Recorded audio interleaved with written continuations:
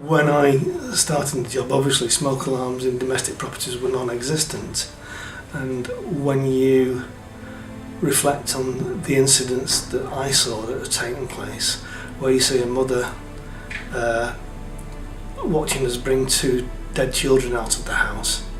and another child that was severely burned, that we know, had smoke alarms been in place at that particular time, they would not have died, and they probably wouldn't have had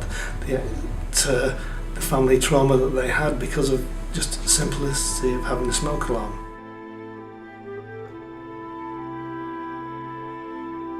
When you think about the incidents we attended and seeing fatalities, that you know that the simple smoke alarm, for